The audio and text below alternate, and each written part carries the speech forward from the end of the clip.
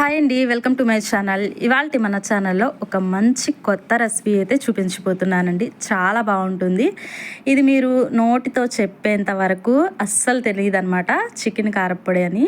ఒకసారి మీరు కూడా ట్రై చేయండి, బాగా నచ్చుతుంది. సో ఇక్కడ నేను ఒక పావు కేజీ చికెన్ దాకా తీసుకుని నీట్గా శుభ్రంగా కడిగి ఆ తర్వాత ఇక్కడ చూపిస్తున్నాను. ఒక గిన్నెలోకి మంచిగా ఈ విధంగా బోన్లెస్ చికెన్ అయితే తీసుకోవాలి. ఇందులోనికి ఒక హాఫ్ టేబుల్ స్పూన్ సాల్ట్, ఒక పావు టేబుల్ స్పూన్ దాకా పసుపు, ఒక పావు టేబుల్ స్పూన్ దాకా అల్లం వెల్లుల్లి పేస్ట్, చక్కగా ఈ మూడు వేసుకుని ఇలా మంచిగా మ్యాగ్నేట్ చేసేసుకోవాలి. ఇలా చక్కగా కలిపేసిన తర్వాత ముక్కలకన్నిటికి పట్టే విధంగా మంచిగా కలుపుకొని ఇది పక్కన పెట్టుకుంటున్నాను అనమాట. ఇప్పుడు స్టవ్ మీద కళాయి పెట్టుకుని అందులోనికి 2 టేబుల్ స్పూన్ దాకా ధనియాలు, అదేవిధంగా 2 టేబుల్ స్పూన్ దాకా జీలకర్ర, ఆ తర్వాత రెడ్ మిర్చి అయితే ఇక్కడ నేను 15 దాకా తీసుకున్నానండి. కొంచెం స్పైసీగా తినాలనుకుంటే 15 తీసుకోండి, కొంచెం స్పైసీ తక్కువగా తినాలి అనుకుంటే కొంచెం తగ్గించి తీసుకోవచ్చు. సో ఇందులోకైతే 2 లవంగ మొగ్గలు, 2 అయితే దాల్చిన చెక్క, ఆ తర్వాత 2 ఇలాచీ కూడా యాడ్ చేసేసుకుని 1 టేబుల్ స్పూన్ దాకా ఆయిల్ తీసుకున్నాను. అంతకన్నా ఎక్కువేమీ పట్టదండి. మంచిగా చక్కగా ఇలా వేసేసుకుని ఈ మిరపకాయ, ఆ తర్వాత ఈ ధనియాలు, జీలకర్ర చక్కగా ఫ్రై అయ్యేంత వరకు ఫ్రై చేసుకోవాలి. ఇలా ఫ్రై అయిన తర్వాత ఇందులోకి 2-3 కరివేపాకు రెమ్మల్ని యాడ్ చేసుకోవాలి. ఇలా చక్కగా ఇది కూడా ఫ్రై చేసుకోవాలి. కరివేపాకు కొంచెం క్రిస్పీగా మారేంత వరకు ఫ్రై చేసుకోవాలన్నమాట. ఆ తర్వాత ఇలా చక్కగా ఫ్రై చేసుకున్న తర్వాత ఒక గిన్నెలోకి ట్రాన్స్ఫర్ చేసేసుకుని అదే కళాయిలోనికైతే ఇందులోనికి 4 టేబుల్ స్పూన్ దాకా ఆయిల్ అయితే తీసుకుంటున్నాను. ముందుగా మ్యాగ్నేట్ చేసి పెట్టుకున్న బోన్లెస్ చికెన్ని ఇందులోకైతే యాడ్ చేసేసుకోవాలి. చక్కగా ఈ విధంగా వేసేసుకుని అడుగు పట్టకుండా నిదానంగా ఫ్రై చేసుకోవాలి. మంచి గోల్డెన్ కలర్లోకి చేంజ్ అవ్వాలి.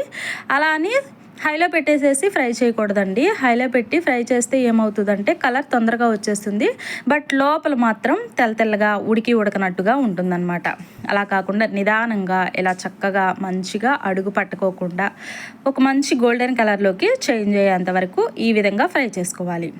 ఇలా ఈ విధంగా ఫ్రై అయిన తర్వాత ఒక గిన్నెలోకి అయితే చక్కగా తీసేసుకుని దీనిలో కంప్లీట్గా హీట్ అంతా తగ్గిపోయేంత వరకు పక్కన పెట్టుకోవాలి. ముందుగా ప్రిపేర్ చేసి పెట్టుకున్నవి అదే ఆయిల్లోనికైతే కచ్చాపచ్చగా దంచి పెట్టుకున్న వెల్లుల్లి రెమ్మలు అయితే ఒక 10 దాకా తీసుకుని ఆ తర్వాత అదే ఆయిల్లో ఇలా ఫ్రై చేసేసి ముందుగా ప్రిపేర్ చేసి పెట్టుకున్న మసాలా దినుసులు ఫ్రై చేసాం కదండి, అందులోనికైతే యాడ్ చేసేసుకుని మిక్సీ జార్లోకి అయితే ట్రాన్స్ఫర్ చేసుకుంటున్నాను. ఆ తర్వాత ఇందులోనికి 1 టేబుల్ స్పూన్ దాకా సాల్ట్ అయితే యాడ్ చేసుకోవాలి. రుచికి సరిపడా యాడ్ చేసుకుంటే సరిపోతుంది. నాకైతే 1 టేబుల్ స్పూన్ అయితే సరిపోయింది.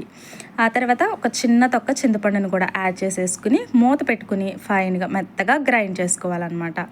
అలా గ్రైండ్ చేసుకున్నది ఒక గిన్నెలోకి అయితే ట్రాన్స్ఫర్ చేసుకుంటున్నాను. అదే మిక్సీ జార్లోనికి ముందుగా ఫ్రై చేసి పెట్టుకున్న చికెన్ పీసులు ఉన్నాయి కదా, హీట్ మొత్తం తగ్గిపోయిన తర్వాత ఇవి కూడా మిక్సీ జార్లోకి వేసేసుకుని వీటిని కూడా మెత్తగా గ్రైండ్ చేసేసుకోవాలి. చికెన్ గ్రైండ్ చేసుకుంటే ఈ విధంగా ఉంటుందండి.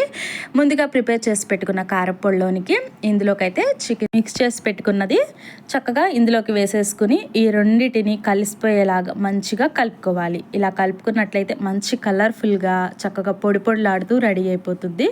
చూడటానికి అచ్చం కొబ్బరి పొడిలాగా ఉంటుందండి, బట్ తింటే మాత్రం అస్సలు మర్చిపోరు, అంత బాగుంటుందన్నమాట. ఒకసారి సాల్ట్ సరిపోయిందా లేదా అని ఒకసారి చెక్ చేసేసుకొని నాకైతే కరెక్ట్గా సరిపోయిందనమాట. మీకు సాల్ట్ సరిపోలేదు అనుకుంటే కనుక కొంచెం అడ్జస్ట్ చేసేసుకోండి. సరిపోకపోతే ఎలా తెలిసిద్దంటే కొంచెం మంటగా ఉంటుందన్నమాట. సో ఇప్పుడైతే ముందుగా చికెన్ ఫ్రై చేసాం కదండి, అదే ఆయిల్లోనికైతే నేను కచ్చాపచ్చాగా దంచి పెట్టుకున్న 6 వెల్లుల్లి రెమ్మల్ని ఇందులోకి ఆయిల్ని హీట్ చేసి యాడ్ చేసేసుకోవాలి. ఆ తర్వాత 2-3 కరివేపాకు రెమ్మల్ని యాడ్ చేసి ఇందులోనికి ఒక చిటికెడు దాకా ఇంగువానైతే యాడ్ చేశాను. చిటికెడు కన్నా కొంచెం ఎక్కువే యాడ్ చేశాను అనమాట. మంచి స్మెల్తో మంచి బాగుంటుంది అనమాట, మంచి అరోమా వస్తుంది. ముందుగా ప్రిపేర్ చేసి పెట్టుకున్న చికెన్ కారప్పొడిని ఇందులోకి యాడ్ చేసి చక్కగా కలిసిపోయేంత వరకు ఈ విధంగా కలుపుకోవాలి. ఇలా కలుపుతూ ఉంటే ఇల్లంతా మంచి స్మెల్ వస్తుందన్నమాట. ఎంత బాగుందంటే ఈ స్మెల్కి కడుపు నిండిపోతుంది, అంత బాగుంటుంది. డెఫినెట్లీగా మీరు కూడా ఒకసారి అయితే ట్రై చేయండి, మీకు బాగా నచ్చుతుందండి. మరి మీకు ఈ వీడియో నచ్చిందా? నచ్చితే కనుక లైక్ చేయండి, షేర్ చేయండి, పక్కనే ఉన్న బెల్ ఐకాన్ని క్లిక్ చేసినట్లయితే నేను పెట్టే వీడియోస్ అన్నీ మీకు నోటిఫికేషన్ ద్వారా అందుతూ ఉంటాయన్నమాట. ఇంకా మన ఛానల్ని సబ్స్క్రైబ్ చేసుకొని వాళ్ళు ఎవరైనా ఉంటే తప్పకుండా సబ్స్క్రైబ్ చేసుకోండి. Thank you for watching. Have a nice day.